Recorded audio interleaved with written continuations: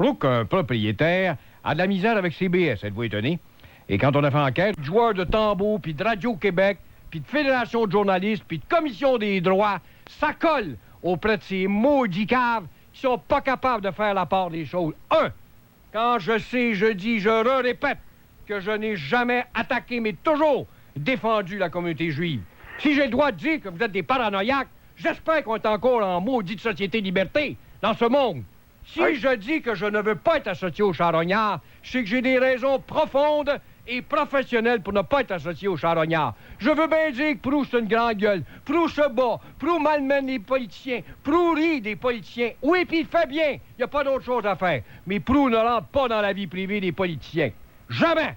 Et je m'en fais un devoir. Je vous ai dit hier, l'affaire Patrick Roy. C'est pas moi qui va la sortir. Ça va rester dans la bouche du charognard, probablement. Les gens me demandent, sors là. Je la sortirai pas, ça m'intéresse pas, une histoire de vie privée. Mais ces écœurants, ces miteux de journalistes, et après ça, ils se demandent pourquoi je les méprise. Parce que leur petite presse ne va pas plus loin qu'un bout de nez. En autant qu'ils ont pondu un papier qui peuvent écrire quelque chose sur le dos de quelqu'un, ça fait bien de faire de l'éclat. Mais sans aller au fond des choses et dire, Proulx, c'est un fou, Arthur, c'est un malade mental, un charognard, le gros, c'est un vulgaire au Saguenay-Lac-Saint-Jean, mais y a-tu des nuances à faire entre les trois? Non! Mettons tout ça dans la même marmite, faisons bouillir ça et disons à l'opinion publique que ces trois-là sont pareils. Je regrette, je ne veux absolument pas être associé à Champagne et encore moins aux charognards. Comment les gens de Radio-Québec, si vous écoutez, j'espère qu'il va y avoir quelqu'un pour poser des questions à Lorraine Pagé. Est-ce que Gilles Proulx t'a déjà attaqué? Est-ce qu'il t'a déjà attaqué sur le plan de ta vie privée? Ou sur tes comptes de dépenses? Ou sur tes motels? Ou sur tes exagérations? Et tes exagérations? Est-ce qu'il t'a déjà attaqué là-dessus? Non! Bon, ben, femme ta gueule, puis prépare-toi à te faire traiter de bec d'aigle. C'est son droit. Hey, M. Proulx? Ouais. J'ai juste une question. Il monte un dossier, on l'associe au charognard ou à l'autre et à l'autre, et on le met dans le pot des salisseurs. Comme si je n'avais pas le droit d'être contre des législations, contre des folies de groupements sociaux ou d'associations.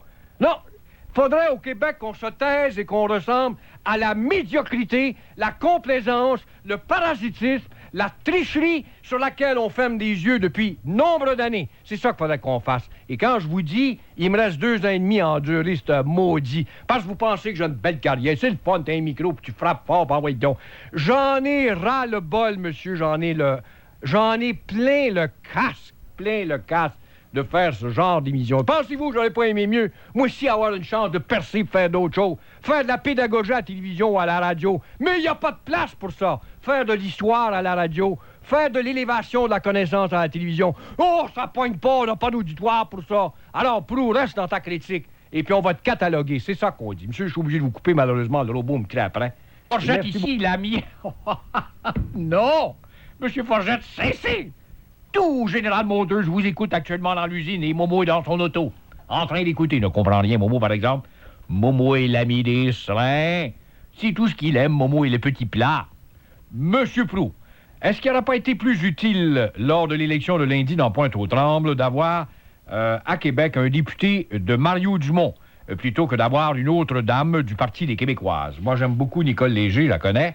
C'est une femme très dynamique, mais effectivement, il y a beaucoup de femmes dans cette formation.